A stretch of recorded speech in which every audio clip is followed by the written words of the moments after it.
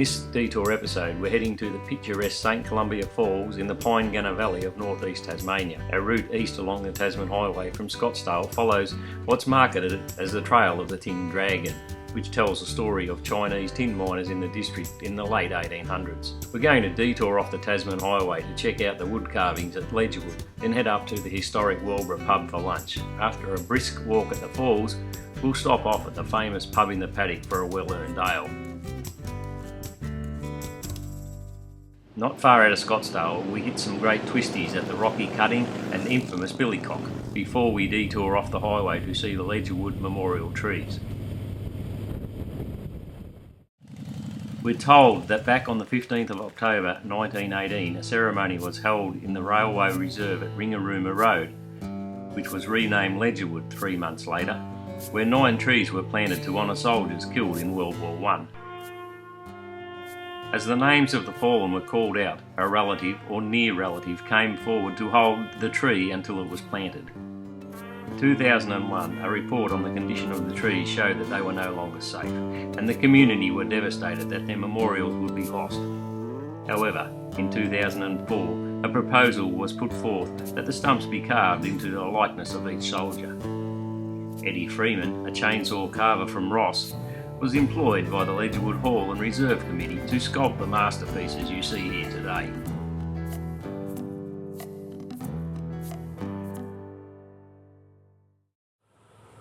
You'll be hard pressed to find a bike rider who'd disagree that the Tasman Highway east of Branxholme to St Helens didn't offer some of the best riding in the country.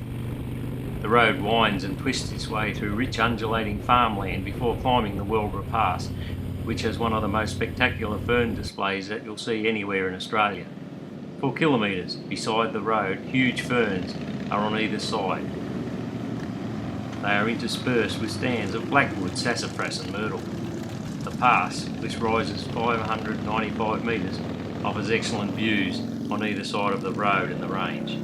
Treasured giant myrtles over 300 years old stand as sentinels along our journey.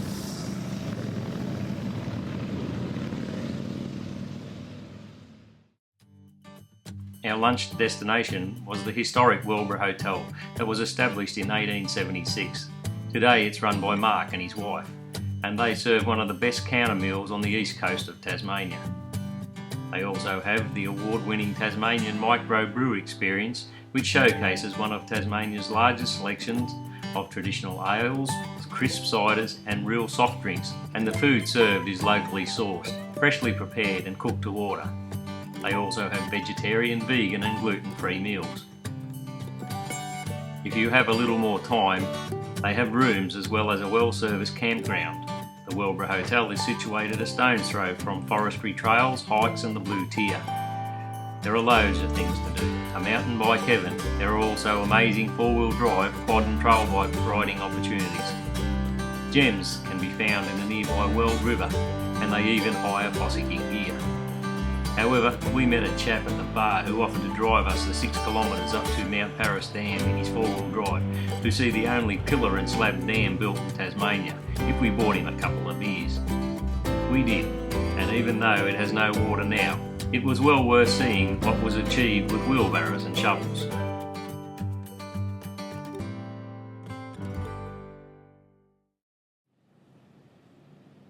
Then it was back on the bikes for another blast through some of Tassie's finest riding country, where the road rolls from one hill through to another, twisting and turning through spectacular scenery.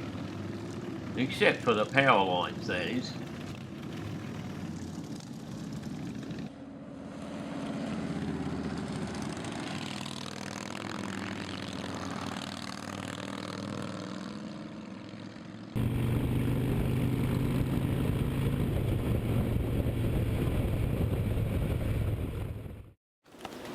Right, this lady had 15 children, 6 were sons.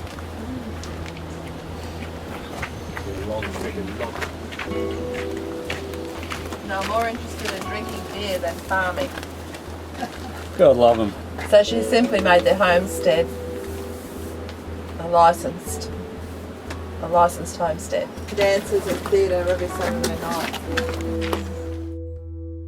Terry was telling the story of the local midwife in the valley back in the late 1800s called Mrs. Terry, who had 15 children, and after 6 of her sons showed more interest in drinking beer than farming, she licensed the homestead, which is now known as the Pub in the Paddock. But more on that later. The St. Columbia Falls, which plunge 90 metres or 295 feet from the Mount Victoria foothills, can either be viewed from the car park or from a viewing platform at the end of an easy 15 to 20 minute rainforest walk.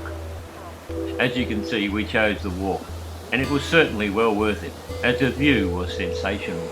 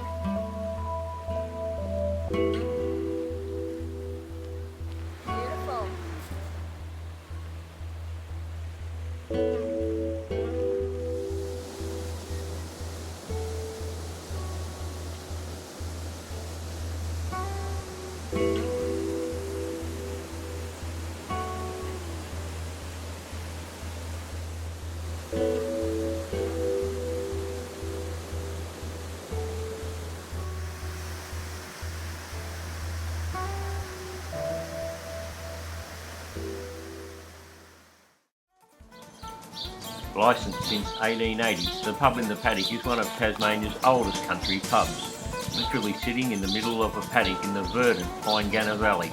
The pub offers hearty country meals or morning and afternoon teas, along with comfortable pub accommodation.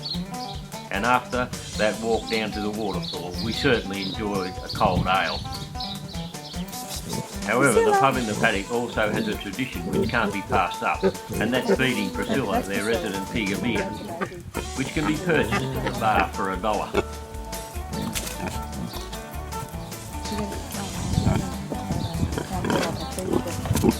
So, you want some?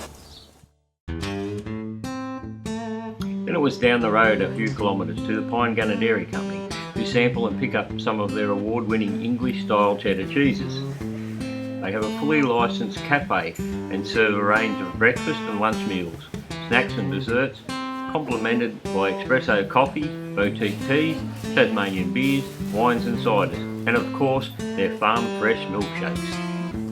I bought some. We've got 2 of them.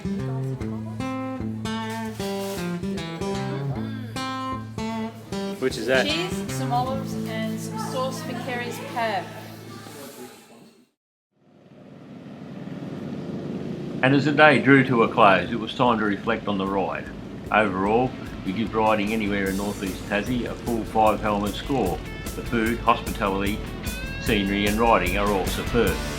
Things to watch out for are wandering wildlife and farm machinery. Apart from that, we definitely recommend this ride.